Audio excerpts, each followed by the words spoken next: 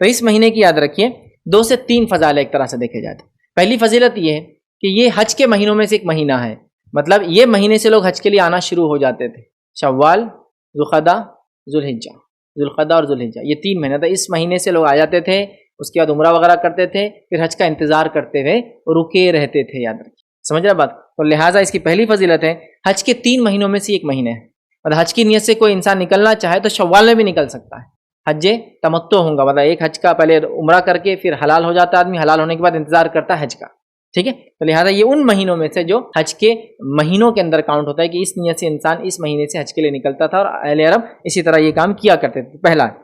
دوسری اس کی فضیلت یاد رکھیے کیا ہے، جو میں نے کہا رمضان سے لگ کے آنے کی وجہ سے ہم بھول جاتے ہیں، یہ مہینے کی پہلی تاریخ کو عید آتی ہے، اس کو کہتے ہیں عید الفطر، لیکن رمضان کی وجہ سے ہم کبھی بھی اس کو شوال کا حصہ کاؤنٹ نہیں کرتے اور رمضان سے لگا دیتے اس کو، جبکہ عید الفطر جو ہوتی ہے رمضان میں نہیں آتی ہے، رمضان گزرنے کے بعد پہلی شوال کو آتی ہے۔ تو اس مہینے کی دوسری فضیلت اس کے اندر ایک عید ہے شوال، جس کو ہم کہیں گے عید الفطر ہے اس کے اندر، اور تیسری فضیلت اس مہینے کی ہے کہ اللہ کے رسول صلی اللہ علیہ وسلم نے اس مہینے میں 6 روزے رکھنے کا کہا، چاہے تو ایک ساتھ رکھے چاہے تو الگ الگ رکھے، الگ الگ سے مراد مطلب پہلی تو نہیں ہوگا عید ہے، دوسری کو ایک رکھ لیا، 8ویں کو ایک رکھ لیا، 15ویں کو ایک رکھ لیا، 16ویں، جیسا آپ کی سہولت ہو، پورے مہینے میں 6 یا ایک ساتھ لگاتار 6، جیسا بھی 2 کر کے 3 کر کے پورے ایک ساتھ 6 ایک الگ الگ جو بھی کرنا آپ کرے، تو فائدہ کیا ہوگا؟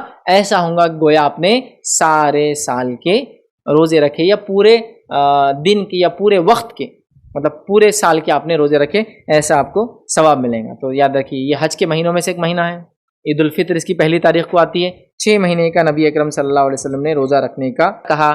اب شوال جو ہے یاد رکھیے اس کے تعلق سے جو بات ہم کو ملتی ہے، اس کی وجہ تسمیہ وہ یہ ہے کہ شوال جو ہے یہ شوالا جو لفظ آتا ہے عربی کا، اس سے معنی ہے جس کا معنی ہوتا ہے بلند کرنا، اور بلند کرنے سے مراد یہ ہے کہ اس مہینے میں اونٹنیاں جو ہے اپنی دم کو بلند اونچا کرتی تھی، اللہ عالم کیا وجہ ہے، یہ میٹنگ سیزن ہوتا تھا اونٹنیوں کا، اونٹوں کا، اس وجہ سے اونچی کرتی تھی، یا کہ موسم کی سختی اور گرمی کی وجہ سے کرتی تھی، لیکن اونٹنیاں اپنے دموں کو اوپر کرتی تھی، اونچا کرتی تھی، شوالا مطلب شوالا سے آتا ہے کہ اونٹنیاں اس میں دم کو اپنے اونچا کرتی ہے، اس وجہ سے اس کو شوال کہا جاتا ہے، اونچا کرنے کے معنی میں بہرحال آتا ہے۔ وہ کیوں کرتی تھی وہ جانور اس طرح، واللہ عالم، میٹنگ سیزن مطلب ان کے ملنے کا سیزن ہوتا تھا، یہ کیا ہے واللہ عالم، بہرحال، لیکن اس وجہ سے یہ کہا جاتا ہے۔ عید الفطر جو اس کی پہلی تاریخ کو آتی ہے، اس کو فطر اس لیے کہا جاتا ہے کہ فطر کا معنی ہوتا ہے جو ہے کھانے کے، یا جس کو کہیں گے اس کا معنی ہوتا ہے کہ روزے کو توڑ دینے کے، افطار اسی سے لفظ آتا ہے، اور جو ہے فطور یا فطر جو ہے وہ کھانے کو، مطلب اس کو کہیں گے ایک بریک فاسٹ ٹائپ کوئی چیز کو لے لینے کو، یا کنٹینیوس روزے کو توڑ دینے کو۔ تو چونکہ 30 دن رمضان کی یا 29 دن رمضان کے ہم روزہ رکھتے ہیں، یاد رکھیے، اور اس کے بعد روزے کو ختم کر دیتے، چھوڑ دیتے ہیں، اسی لیے اس کو فطر کہا جاتا ہے، اور اسی فطر سے فطرہ لفظ بھی آتا ہے کہ جو اس دن صدقہ دیا جاتا ہے، زکوٰۃ الفطر، عید الفطر کی وجہ سے، اور فطر کہتے ہیں روزے کو چھوڑنا، روزے کو توڑنا، روزے کو ختم کرنا یا افطار کر لینا، یاد رکھیے اس معنی میں اس کو آتا تھا۔ 30 دن روزے رکھنے کے بعد افطار کر لیا انسان نے، آج روزہ نہیں رکھا، یاد رکھیے، ٹھیک ہے؟ تو یہ اس کا معنی یاد رکھیے، ٹھیک ہے؟ اور ظاہر سی بات ہے اس دن مسلمان جو ہے اللہ کی بارگاہ میں، عید الفطر جو اس کی پہلی تاریخ ہے، اللہ کی بارگاہ میں شکر ادا کرتے ہیں، اللہ کی بڑائی اور تسبیحات بیان کرتے ہیں، جیسا کہ ہم جانتے ہیں صحابہ آتے اور جاتے عیدگاہ کو تسبیح پڑھتے ہیں، ہے نا، اور ایک راستے سے جاتے ایک راستے جاتے ہیں، اور تسبیح بلند آواز میں پڑھتے تھے، صحابہ کو بھی دیکھا گیا کہ عیدگاہ جاتے اور آتے تو بلند آواز میں بہرحال یہ کام کیا کرتے تھے، ٹھیک ہے؟ تو یہ چیز ہوگی۔ اب یاد رکھیے اس مہینے کے تعلق سے یہ 3 باتیں ہوگی جو اس کے فضائل میں، اور تیسرا ہے روزہ، اور روزے کی فضیلت یہ ہے کہ جیسا اس نے سال بھر روزہ رکھا ایسی اس کی مثال ہے، اور کیوں نہ ہو، اللہ رب العزت کسی نیکی کو جب انسان ایک کرتا ہے اس کو 10 گنا اس کا اجر دیتا ہے، اور اسی کے اعتبار سے لیا ہے تو 30 روزے رمضان کے، 6 روزے یہ، آپ 6 اور 30 کو جمع کر لیجئے، وہ ہو گئے 36، اور 36 کو ضرب دیجئے 10 سے تو ہو گیا 360، تو گویا نیکی کو اللہ 10 گنا بڑھا دیتا ہے، تو 36 روزوں کے بدلے آپ کو 360 مطلب سارے سال کی گویا روزے کا اجر ملتا ہے۔ ویسے ہی نماز کا معاملہ ہے، پہلے نبی اکرم صلی اللہ علیہ وسلم کو نماز 50 وقت کی دی گئی تھی، اس کے بعد کم کر کے 5 کر دی گئی، لیکن ایک ندا اور آواز لگائی گئی کہ اے محمد صلی اللہ علیہ وسلم، نماز پڑھنے والوں کو 5 وقت اجر تو 50 کا ہی ملے گا، تو اللہ 10 ٹائمز اجروں کو بڑھا دیتا ہے، ٹھیک ہے؟ چلیے آگے بڑھتے ہیں۔ اب اس مہینے کے اندر کچھ بدعتیں بھی پائی جاتی ہیں، اور وہ بالکل مہینے کا اسٹارٹ ہوتے ہی ہو جاتی ہے، وہ یہ ہے کہ شوال کی جو پہلی رات آتی ہے، جو عید کی رات ہوتی ہے، جس کو ہم جانے چاند رات بولتے ہیں، لوگوں کا یہ عقیدہ ہے کہ یہ چاند رات لیلۃ الجائزہ ہے، اور اس میں وہ اعمال کرتے ہیں، مطلب رات بھر جاگ کے عبادت کرتے ہیں لیلۃ الجائزہ کے نام سے۔ لیلۃ الجائزہ کے نام سے کوئی رات ثابت نہیں ہے، جتنی روایتیں لیلۃ الجائزہ یا اس رات کی جاگ کر عبادت کرنے کی آتی ہے، تمام کی تمام روایتیں موضوع ہے۔ موضوع مطلب من گھڑت، کبھی کبھار موضوع کے علاوہ بے بنیاد، اس کی کوئی سند ہی نہیں ہوتی، سر نہ پیر، کہاں سے کس کو ملی کچھ نہیں پتا، لیکن مشہور ہے، سمجھے آپ؟ تو لیلۃ الجائزہ جو اس رات منائی جاتی ہے، جو کہ شوال کی پہلی رات ہے، اسے شوال میں لگ رہا ہوں میں بدعت کو، یہ ایک بدعت ہے، اس کا کوئی وجود نہیں ہے۔ جب بھی یہ بات کہی جاتی ہے لوگ پل پڑتے ہیں، لڑنے کے لیے دوڑ پڑتے ہیں، کسی کا گریبان پکڑنے کو بھی جو ہے شرماتے نہیں ہیں، لیکن میرے بھائیوں معاملہ عبادات کا ہے، اور عبادات بغیر دلیل کے نہیں ہوتی۔ لہٰذا چونکہ نبی اکرم صلی اللہ علیہ وسلم اور اصحاب رسول سے عید الفطر کی رات جاگنا، چاند رات جاگنا، لیلۃ الجائزہ بولنا کچھ بھی ثابت نہیں ہے، لہٰذا آپ عام طور سے جاگتے جاگی کیجیے، عبادت منع نہیں ہے، لیکن لیلۃ الجائزہ جیسی کچھ اس رات نہیں ہوتی۔ دوسرا، ایک من گھڑت روایت اور بیان کی جاتی ہے، ابھی سب من گھڑت روایتیں، جتنی روایتیں یہاں بیان کروں گا سب جھوٹی ہیں، سب نبی اکرم صلی اللہ علیہ وسلم پر منسوب ہے۔ اس روایت کے الفاظ کیا ہیں کہ نبی اکرم صلی اللہ علیہ وسلم نے فرمایا، ویسے تو یہ ایسی حدیثوں کو بولنا ہی نہیں چاہیے یہ بات، لیکن اس روایت کے الفاظ دہرا رہا ہوں، میں نہیں کہہ رہا ہوں کہ اللہ کے رسول نے فرمایا، چونکہ یہ تو جھوٹی بات ہے، ٹھیک۔ اس روایت کے الفاظ کیا، نبی اکرم صلی اللہ علیہ وسلم نے فرمایا عید الفطر کی رات 100 رکعت نفل نماز ادا کرو۔ کتنے رکعت؟ 100 رکعت، اور اتنی ڈینجر ہے وہ 100 رکعت بھی، ابھی میں سنا رہا ہوں، ابھی وہ حدیث پڑھا نہیں میں نے پوری، ابھی پڑھ رہا میں حدیث، سنیے۔ 100 رکعت نفل نماز ادا کرو، ہر رکعت میں سورہ فاتحہ 1 دفعہ پڑھو، اور سورہ اخلاص 10 دفعہ پڑھو، مطلب 100 انٹو سورہ فاتحہ 10 دفعہ پڑھنا، 1000 ٹائم سورہ اخلاص پڑھنا ہے۔ سورہ فاتحہ 100 ٹائمز ہو گیا، سورہ اخلاص 1000 ٹائم ہو گیا، ایک بار کبھی کوشش کر کے دیکھیے رات بھر میں ہوتا ہے کہ یہ سب، ٹھیک ہے۔ سورہ اخلاص 10 مرتبہ پڑھے، اور رکوع اور سجدے میں یہ پڑھے سبحان اللہ والحمد للہ ولا الہ الا اللہ واللہ اکبر، یہ پڑھے 10 بار پڑھے۔ پہلے تسبیح اور ہوتی ہے سب 3 5، لیکن اس میں 10 ایون ہے، دوبارہ 10 بار پڑھے، اور نماز سے فارغ ہونے کے بعد 100 مرتبہ یہ پڑھے کہ استغفار کرے، پھر سجدہ کرے، اور سجدے میں یہ پڑھے، وہ بہت لمبی دعا ہے، میں وہ پڑھنا بھی نہیں چاہتا آپ کے سامنے، ٹھیک ہے۔ پھر اتنی لمبی دعا، مطلب ہر رکعت کے میں یہ کیا ہو رہا، سورہ فاتحہ 10 بار، سورہ اخلاص، رکوع میں الگ تسبیح ایڈ 10 بار ایڈ، سبحان ربی الاعلیٰ اور سبحان ربی العظیم کے علاوہ 10 مرتبہ وہ ایڈ کرے۔ اس کے بعد جب سلام ہو جائے تو پھر جو ہے 100 بار استغفار کرے، ہر 2 رکعت کا یہ سب کرنا ہے آپ۔ کیسے اتنی ایسی کتنی رکعتیں پڑھے؟ 100 رکعتیں، ماشاءاللہ۔ تو پوری رات تو ایسی گزر جاتی، اس کو نہ فجر ملتی جلدی، نہ اس کو عید ملتی پھر، سمجھ رہا؟ لیکن یہ من گھڑت بات ہے، ابھی ختم نہیں روایت بہت لمبی ہے، بس وقت بھی نہیں ہے، 2 پیج کی میں پڑھنا بھی نہیں چاہ رہا ہوں۔ پھر اس میں یہ کرے، پھر کچھ رکعتوں کے بیچ میں فلاں صورت کی فلاں آیتیں پڑھے، پھر کچھ رکعت کے اندر جو یہ نمبر کی وہ نمبر کی ہے اس میں فلاں پڑھے، پھر یہ پڑھے، پھر وہ پڑھے، پھر وہ پڑھے، اتنا کچھ ہے کہ اتنے عمل تو رمضان میں بھی نبی اکرم صلی اللہ علیہ وسلم نے کبھی صحیح حدیث میں نہیں بتایا، اتنے بتا دیے گئے، لہٰذا وہ لیلۃ الجائزہ اس لیے مناتے، یہ روایت جھوٹی ہے، میں نے رکھ دی ہوں، تفصیلات لیے رکھ رہا ہوں کہ میں نہیں چاہ رہا ہوں وہ الفاظ وغیرہ میں دہراؤں۔ آئیے آگے، دوسری ایک روایت پیش کی جاتی ہے، اسی روایت کیا ہے، سلمان فارسی رضی اللہ عنہ کہتے ہیں، یہ بھی لیکن جھوٹی روایت ہے، کہ نبی اکرم صلی اللہ علیہ وسلم نے فرمایا جس نے عید الفطر کے دن کی نماز پڑھنے کے بعد 4 رکعت نفل پڑھی، اب عید کی نماز کے بعد 4 رکعت نفل ادا کی، اور اس کی پہلی رکعت میں سورہ فاتحہ، سورہ اعلیٰ پڑھی، اور دوسری رکعت میں والشمس والضحیٰ پڑھی، ٹھیک ہے، اور تیسری رکعت میں سورہ ضحیٰ پڑھی، پھر چوتھی رکعت میں قل اللہ احد پڑھی، تو گویا اس نے اللہ تعالیٰ کی طرف سے انبیاء پر نازل ہونے والی تمام کتابیں پڑھ لی، پوری کتابیں جو نازل ہوئی تھی سب کی تلاوت کا اس کو اجر اور ثواب مل جائے گا۔ کسی اس میں 4 کے لفظ ہیں، کسی اس میں 8 رکعت کے، کسی میں 12، کوئی بھی ثابت نہیں ہے۔ عبداللہ بن عباس رضی اللہ عنہ کی واضح روایت ہے کہ عید سے پہلے اور عید کے بعد کوئی نفل نماز نہیں ہے، یہ بیان کیا ہے۔ تیسری بات بیان کی جاتی ہے عید الفطر کی نماز کے بعد 12 رکعت نفلی نماز پڑھنا سنت ہے، اور عید الاضحیٰ کی نماز کے بعد 6 رکعت نفلی پڑھنا سنت ہے، یہ روایت بھی صحیح نہیں یاد رکھی، موضوع ہے۔ اسی طرح ایک اور روایت بیان کی جاتی ہے جو آدمی 4 راتیں بیدار رہا، 4 راتوں کو جاگا، اس نے بیدار رہا اور اس میں عبادت کی، اس کے لیے جنت واجب ہو جاتی ہے۔ وہ کون کون سی ہے؟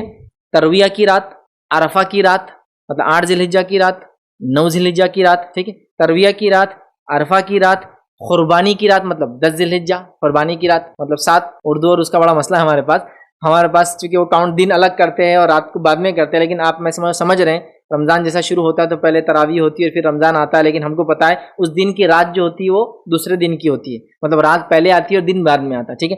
تو 8 کی اور 9 اور 10 میں ڈیٹ کے اعتبار سے بول رہا، تو رات اس نے جاگا، ٹھیک ہے، اس نے جاگا، اور اس کے بعد جو ہے عید الفطر کی رات جاگا تو اس کو جنت واجب جہنم حرام، موضوع روایت، یہ بھی ثابت نہیں ہے، ٹھیک۔ اسی طرح 5ویں ایک اور بات بیان کی جاتی ہے وہ یہ کہ جس نے عید الفطر کے دن روزہ رکھا موضوع ہے. اب چونکہ روزہ ہی رکھا دے رہے نو تو عید الفطر کے دن روزہ رکھا، گویا اس نے سارے زمانے کے روزے رکھے. اور امام ابن جوزی نے اس کو اپنی موضوعات میں نقل کیا، چونکہ ہم صحیح روایت جانتے ہیں کہ نبی اکرم صلی اللہ علیہ وسلم نے 2 دن روزہ رکھنے سے منع کیا، عید الفطر اور عید الاضحیٰ. اور ان ٹوٹالٹی 5 دن روزہ رکھنا منع ہے.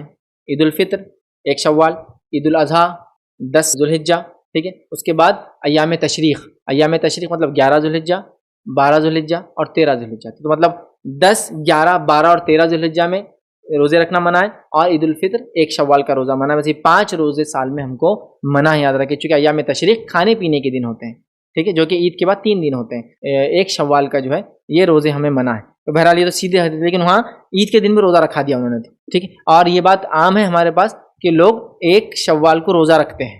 اس سے کیا بولتے ہیں معلوم آپ کو؟ ننھا روزہ. ہاں، وہ کب کھلتا ہے معلوم آپ کو؟ وہ عید کی نماز کو جانے سے پہلے کھجور کھا کے کھولتے ہیں لوگ، اور فجر کے بعد بولتے کچھ نہیں کھانا، سب رات میں ایسا کچھ بھی نہیں کھائے، جاگے ہوئے. ویسے تو اپنے بازار میں رہتے اپنے نوجوان آج کل، رات بھر جاگے ہوئے، صبح فجر کی نماز کے بعد کچھ نہیں کھانا بولتے. فجر سے لے کر عید کی نماز کو جانے سے پہلے جو کھجور آپ کھاتے تو بولتے اب یہ چھوٹا روزہ ہے، تو اس دن کا روزہ ہے. کوئی روزہ اس دن نہیں، چھوٹا بھی نہیں، موٹا بھی نہیں، بڑا بھی نہیں، ٹھیک ہے. اسی طرح اس مہینے کی ایک اور بدعت ہے. وہ بدعت کیا معلوم آپ کو؟ ہمارے پاس وہ ہے 6 روزے رکھے جاتے ہیں، مطلب 2 شوال، 3 شوال، 4 شوال، 5 شوال، 6 شوال اور 7 شوال کا روزہ.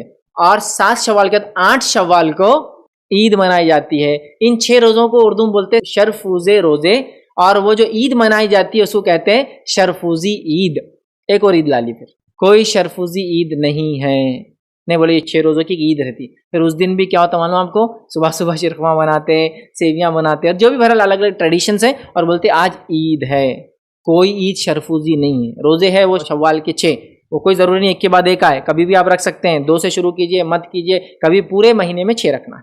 تو اس کے روزے رکھے جاتے ہیں بالکل. اور اسی اعتبار سے میں نے دیکھا رمضان میں جو نماز کا ٹائم رہتا بہت ساری مسجدوں میں فجر کا، وہ پورا 1 شوال کو وہی ٹائم رکھتے عید کے دن، 2 شوال، 3 شوال، 4، 5، 6، 7 شوال، 8 شوال تک وہی ٹائم رکھتے ہو. 9 شوال سے ٹائم چینج کرتے فجر کا، مطلب وہ آخری وقت میں لے چل جاتے، چونکہ بولے وہ روزے کو روز اٹھے نا لوگ، مطلب 2 کو روزہ رکھ رہا، 3 کو روزہ رکھ رہا، 4، 5، 6، 7، تو وہ لوگ جلدی رکھتے فجر کو، اور 8 تک، چونکہ اس دن عید بھی منانا ہے نا ان کو، اور پھر 9 سے نارمل ہو جاتی ہے فجر. ایسا ٹھیک ہے. وہ فجر کا ٹائم میں صرف بتانے کے لیے کر رہا تھا. فجر تو اول وقت ہوئی تو اچھی بات ہے، صرف رمضان اور شوال کے 5-6 دن نہیں، پورا سال اچھی بات ہے. بٹ بہرحال یہ خاص اس کا ذہن میں رکھتے ہوئے لوگ سہولت دیتے ہیں روزدار کو کہ بھائی جلدی سے ہو جائے. اور کبھی کبھار کام کے اندر بھی لوگ سہولت دیتے ہیں کہ بھائی لوگ 6 روزے رکھ رہے، اس کے بعد یہ نفل چیزیں یاد رکھیے، لوگ اپنی سہولت سے اپنے اعتبار سے کسی بوجھ نہ بنتے ہوئے رکھیے، زیادہ فائدے میں. تو بہرحال یہ کام ہے جو بدعت کے ان ماہ میں، اس مہینے میں کیے جاتے ہیں. تو فضیلت کے اعتبار 3 ہی ہیں. ایک یا حج کے مہینوں میں سے ایک مہینہ ہے، دوسری اس کے اندر جو ہے عید الفطر آتی ہے، اور تیسری یاد ہے کہ اس میں 6 روزے رکھنا ہے. اور یہ 6 روزوں کی فضیلت یہ ہے کہ رمضان اور یہ جب مل جاتے ہیں دونوں، سال بھر کے روزوں کا اجر انسان کو ملتا ہے. یہی باتیں اس مہینے کے تعلق سے آتی ہیں. شوال کے تعلق سے ایک پوائنٹ اور رہ گیا تھا، وہ کلیئر کرتا ہوں. شوال کے تعلق سے ایک پوائنٹ جو اہل عرب میں مشہور تھا، جو آج بھی ہے، اس کو ذرا کلیئرفیکیشن کی ضرورت ہے. وہ یہ ہے کہ نبی اکرم صلی اللہ علیہ وسلم کے زمانے میں اہل عرب شوال کے مہینے کو منحوس مہینہ مانتے تھے، اور شوال میں شادی نہیں کرتے تھے. شوال کے مہینے کیا مانتے تھے؟ منحوس مانتے تھے. اور اسی ٹریڈیشن کو توڑنے کے لیے ماں عائشہ کی ایک روایت ہے، وہ کیا فرماتی سنی، حدیث کے الفاظ اس طرح سے. ماں عائشہ فرماتی ہے رسول اللہ صلی اللہ علیہ وسلم کا میرے ساتھ نکاح شوال میں ہوا تھا. نبی اکرم صلی اللہ علیہ وسلم کا نکاح ماں عائشہ کے ساتھ شوال میں ہوا تھا، شوال کے مہینے میں ہوا. اور آپ کے ساتھ میری رخصتی بھی اسی مہینے میں ہوئی. نکاح بھی شوال میں ہوا، رخصتی بھی شوال میں ہوئی. پھر آپ فرماتی ہے بس رسول اللہ صلی اللہ علیہ وسلم کی بیویوں میں سے کون سی بیوی ہے، فرماتی کون سی بیوی ہے جو رسول اللہ صلی اللہ علیہ وسلم کے نزدیک مجھ سے زیادہ عزیز ہو، مجھ سے زیادہ محبوب ہو، کون سی بیوی بتاؤ. ٹھیک اب اچھا. اور پھر وہ فرماتی ہے حضرت عائشہ رضی اللہ عنہا مستحب قرار دیتی تھی کہ شوال میں نکاح ہو اور شوال میں وداعی کی. مستحب، چونکہ وہ فرماتی تھی اللہ کے رسول مجھ سے شادی کی تو اپنے خاندان کی لڑکیوں کی شادی اور وداعی کہتی تھی کب کرو؟ شوال میں. یہ کیوں کرتی تھی پہلے آپ سن لیجیے. وہ اس رسم کو توڑنے کہتی تھی کہ جو اہل عرب میں دور جہالت میں ہوتا تھا کہ شوال کا مہینہ منحوس ہے، تو وہ کہہ رہی ہے اگر شوال منحوس ہے تو نبی نے مجھ سے شادی شوال میں کی، وداعی شوال میں کی، اور شوال میں شادی اور وداعی ہونے کے بعد میں سب سے چہیتی بیوی ہوں. بتاؤ پھر شوال کا اثر میرے پہ کیوں نہیں ہوا؟ اگر شوال منحوس تھا تو میں چہیتی بیوی نہیں ہونا چاہیے تھا، ہماری میرج سکسیسفل نہیں ہونا چاہیے تھا، ہے نا؟ تو بتاؤ میں سب سے محبوب، میری شادی شوال، میری وداعی شوال، اور میں سب سے محبوب. سوچو تم لوگ، غور کرو. مطلب وہ رسم کو توڑنے کے لیے وہ یہ کام کرتی تھی اور اپنے خاندان کی عورتوں کو یہ حکم دیتی تھی، مستحب سمجھتی تھی کہ شوال میں شادی کرو اور شوال میں ودائیگی کرو. سمجھ گئے آپ بات کو؟ شوال کا مہینہ منحوس نہیں ہے.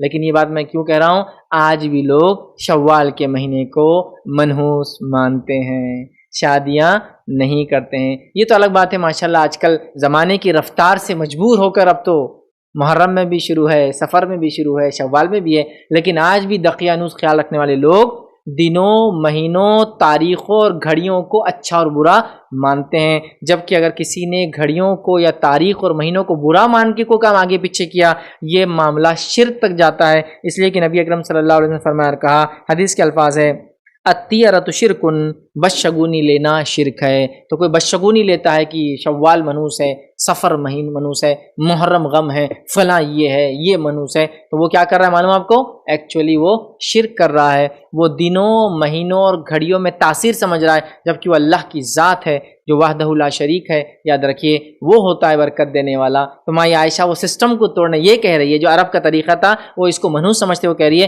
میری تو شادی ہوئی، میری تو ودائیگی ہوئی اور میں سب سے محبوب بیوی تھی، بتاؤ تمہارا عقیدہ کہاں ہے؟ وہ جو منحوس کہاں ہے؟ نحوست مجھ پہ نہیں. یاد رکھ عید الفطر تھا تو آپ نے بس نماز پڑھ لی، یاد رکھیے. اب اس کے بعد لوگوں سے میل ملاپ کرنا، میل جول کرنے میں کوئی حرج نہیں ہے، کوئی حرج نہیں. کچھ لوگ میں نے دیکھا آج یہ بھی باتیں کر رہے ہیں کہ عید کے دن لوگوں سے ملنا بدعت ہے.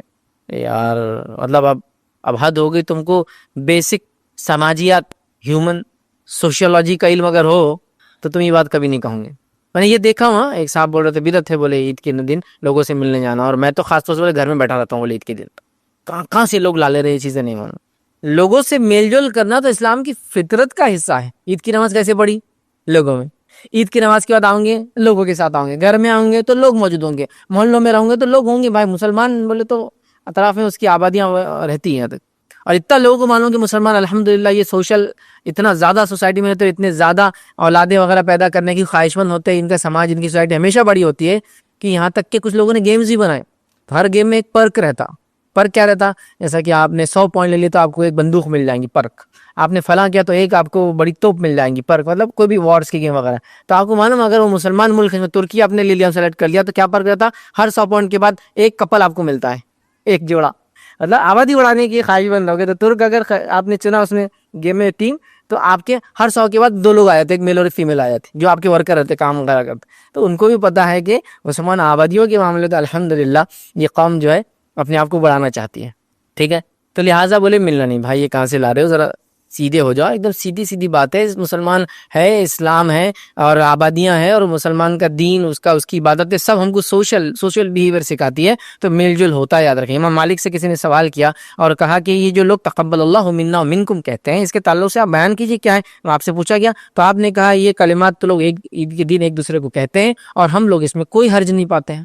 امام مالک سے کسی نے مسئلہ پوچھا کہ تقبل اللہ منا ومنکم پوچھنا کیسا ہے؟ تو وہ کیا کہہ رہے ہیں کہ مدینہ کے اندر ہم لوگ جو عید کے بعد جب ملتے ہیں تو یہ کہتے ہیں، مطلب عید کے بعد ملتے ہیں تو یہ کہتے ہیں، کیا کہتے ہیں؟ تقبل اللہ منا ومنکم، ہم سے اور اللہ تم سے قبول کرے. یا اگر سنگولر تقبل اللہ منی ومنک، اللہ مجھ سے اور تجھ سے قبول کرے، یا ہم سے اور تم سے قبول کرے. یہ پلورل اور سنگولر کو مسئلہ نہیں، آپ جو بولنا چاہیں آسان ہے آپ کے لیے بولے. جیسا ہمارے پاس سلام ہے، سلام کو ہم کبھی بھی سنگولر بولتے ہی نہیں، کس کو بھی بولے ہم پلورل میں بولتے ہیں. السلام علیکم تم سب پر، وعلیکم السلام تم سب پر. تو ہم پلورل بولتے ہیں، چونکہ اللہ کے رسول نے سنگولر میں سلام نہیں کیا. السلام علیکم اگر سنگولر کہیں گے تو کم کہتے ہیں، لیکن ہم تم سب پر. تو لہٰذا یہاں بھی آپ کو جو بولنا ہے. تو وہ کہہ رہے ہیں کہ ہم لوگ مدینہ کے لوگ، اور یہ چلا آ رہا ہے ان کے، تو ہم لوگ جو ہے یہ کہتے تھے، یاد رکھیں. تو مدینہ کے اندر یہ چلن اور اس میں ہم کو حرج نہیں سمجھتے. تو لوگ ملتے تھے اور کچھ کہتے تھے. مطلب ہوا کہ عید کے دن آپ مل سکتے ہیں، عید کی مبارکبادیں دے سکتے ہیں. ٹھیک ہے، سب سے اچھی دعا تو یہی ہے تقبل اللہ منا ومنکم، اللہ ہم سے اور آپ سے قبول کرے. ٹھیک ہے، آپ یہ دعائیں دیجیے اور مل سکتے ہیں ادا کی. تو اس میں کوئی حرج نہیں ہے. اب کوئی اس پہ بہت شرعی مسئلے پوچھنے نہ بیٹھ جائے کہ عید کے دن ملنے جانا درست ہے کیا، عید کے دن سسرال جانا درست ہے کیا، عید کے دن پڑوس جانا درست ہے کہ. بھائی ایسے سوالات مت کرو. سمپل ہیومن بیہیویئر کا تقاضا یہ، اس میں آپ کوشچنز مت لاؤ خامخواہ. سمپل ہیومن بیہیویئر ہے نا. لوگ ساتھ رہیں گے تو کیا ایک دوسرے کو عزت دینا ضروری ہے کیا؟ قرآن سنت ثابت کرو. عزت ایک انسان کو دینا ضروری ہے چاہے آپ جہاں بھی رہے. ایسا اس کو آپ پرٹیکولر مت کیجیے. تو لوگ بہت ساری چیزوں کو اننیسری پرٹیکولر کرنے کی کوشش کرتے ہیں. چلیے آگے بڑھتے ہیں. اب عید کے بارے میں اور کچھ چیزیں، اب یہ تو نماز وغیرہ، قربانی اور یہ سب جو تھا وہ لے لیا. اب عید کے بارے میں کچھ اور چیزیں. اللہ تعالیٰ کا عید کے دن شکر ادا کیجیے جتنا کر سکتے ہیں، الحمدللہ، اور ساری چیزیں تکبیرات بیان کر رہے ہیں، اب شکر ادا کیجیے. ٹھیک ہے، اللہ کا شکر ادا کیجیے کہ اللہ نے عید دی، عید کا موقع دیا، زندگی دی، لوگوں سے ملنے کا موقع دیا، خوشیوں میں شامل کیا۔ اللہ دنیا میں خوشیوں میں شامل رکھے، جنت میں ہم کو جمع کرے، خوشیوں میں شامل رکھے، اس کی حمد و ثنا، اس کی بڑائی، اس کا شکر ادا کیجیے ساری نعمتوں کے لیے جو اس نے دیا ہے۔ امت کے حیثیت سے شکر ادا کریں، خاندان کے ذمہ دار کے حیثیت سے شکر ادا کریں، ایک انڈیویجول حیثیت سے شکر ادا کریں، یہ امپورٹنٹ کام۔ اسی کے ساتھ ساتھ جو ہے عید کے دن اور کیا کرنا چاہیے، عید کے دن کیا کریں ہم کہہ رہے ہیں نا، تو ابھی تو عبادت وغیرہ تو صبح کا معاملہ ہو گیا، یہ نماز وغیرہ تو ابھی تو صبح ہی ہماری ہے نا۔ اب عید کے دن آپ کیا کریں گے؟ عید کے دن آپ چاہے تو کھیل کود بھی آپ کر سکتے ہیں، بالکل جائز ہے۔ ایسے کھیل کود جس سے لوگوں کو جوش اور جذبہ آئے، ایسے کھیل کود جس سے لوگوں کی صحت وغیرہ اچھی رہے، اور نبی اکرم صلی اللہ علیہ وسلم چونکہ خوشی کا دن ہے اس کا اہتمام کیا کرتے تھے۔ آئیے ایک روایت میں آپ کے سامنے رکھتا ہوں تو پتہ چل جائیں گے اللہ کے رسول صلی اللہ علیہ وسلم نے عید کیسی بنائی۔ صحیح بخاری کی روایت ہے، میں عائشہ فرماتی ہے اور کہتی ہے عید کے دن جو ہے سوڈان کے کچھ صحابہ ڈھال اور حراب کا کھیل دکھا رہے تھے۔ عید کے دن عائشہ فرما رہی سوڈان کے کچھ صحابہ، ٹھیک ہے، سوڈانی صحابہ، وہ کیا کر رہے تھے؟ ڈھال لیے ہوئے تھے، اور جو ہے حراب مطلب حرب کی جمع، حراب مطلب جنگوں کے اندر جو کثرتیں ہوتی تھی یا جنگوں کے لیے جو تیاریاں ہوتی تھی اس کے لیے جوش دلاتے تھے کھیل کے ذریعے، تاکہ یوتھ جو ہے اپنے آپ کو اچھا باڈیلی فٹ رکھے، ٹھیک ہے۔ تو وہ جوش دلاتے کھیل رہے تھے۔ اب یا میں نے خود رسول اللہ صلی اللہ علیہ وسلم سے کہا یا آپ نے فرمایا کہ تم بھی دیکھنا چاہتی ہو؟ وہ کہہ رہی میں بھول گئی، لیکن شاید میں نے پوچھا یا اللہ کے رسول نے خود کہا کیا تم بھی دیکھنا چاہتی ہو؟ مطلب کھیل کر سکتے ہیں اور کھیل کو دیکھا جا سکتا ہے سب بیٹھ کر۔ اور یہ کھیل کہاں ہو رہا تھا معلوم آپ کو؟ مسجد نبوی میں۔ تو آپ نے کہا آؤ، یا وہ کہتی شاید میں نے کہہ دیا یا اللہ کے رسول نے کہا دیکھنا چاہتی ہوں؟ میں نے کہا ہاں۔ تو آپ نے مجھ سے کہا، اپنے جو پیچھے کھڑے کر لیا اور کہا جاؤ کھڑے ہو جاؤ، اور میں اللہ کے رسول کے بازو کھڑے رہی اور کاندھے پہ سر رکھ کے چہرے کو چہرہ لگا دیا، ہسبینڈ اینڈ وائف ہے نا، تو بازو رکھ کے میں دیکھتی رہی۔ تو وہ کہتی ہے کہ میں نے چہرہ آپ کے چہرے پر رکھا تھا، مطلب یا بازو رکھا تھا تو چہرے سے چہرہ ٹچ ہو جاتا ہے، ٹھیک ہے، اور اس طرح سے پیچھے سے مطلب باقی باڈی پیچھے تھی، خالی چہرہ آگے تھا، اس طرح سے میں کھیل دیکھتی رہی۔ اور آپ فرماتے رہے تھے کیا کافی ہو گیا، کیا تم تک گئی ہو؟ مجھ سے سوال کر رہے تھے۔ تو کچھ روایتوں میں الفاظ ہیں، آپ نے کہا نہیں میں بھی اور دیکھنا چاہتے ہو۔ آپ نے کہا ٹھیک ہے دیکھو۔ پھر ایک مرتبہ آپ نے کہا کیا آپ ٹھیک ہے کافی ہے؟ تو میں نے کہا ٹھیک ہے۔ تو آپ نے کہا پھر تم چلی جاؤ۔ تو پھر وہ اندر چلی گئی۔ تو آپ نے خود نے کھیل دیکھا، اپنی بیوی کو کھیل دکھایا۔ اسے پتہ چلتا ہے کہ عید کے دن کھیل کود، کرتب، ایکروبیٹکس ایسی چیزیں کر سکتے ہیں جس سے نوجوانوں میں اچھی صحت کا جوش آئے۔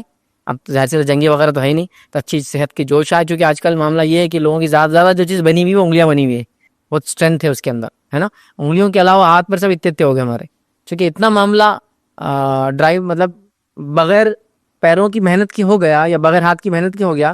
چیئر پہ بیٹھے ہیں تو راؤنڈ چیئر، چل رہے بھی تو خالی پیروں کو یوں کرے تو بھاگ رہی ہو آپ کو لے کر، گھومنا ہے تو اس پہ گھوم لے رہے، ہاں کھانا خریدنا ہے تو ڈرائیو تھرو پہ جا رہے، گاڑی جا رہی سامان لے رہے ہو کھڑکی میں جا کے دے دے رہا، حتیٰ کہ اے ٹی ایمز بھی ڈرائیو تھرو ہمارے کچھ علاقوں میں، مطلب آپ کی کار چل جاتی لائن میں، پھر آپ جاتے اے ٹی ایم کے پاس، مشین میں ڈالتے پیسے نکالتے، گاڑی میں رہتے آپ باہر نہیں نکلتے، drive through ATMs بولتے ہیں ان کو، ڈرائیو تھرو کھانے کی بھی آپ نے دیکھی۔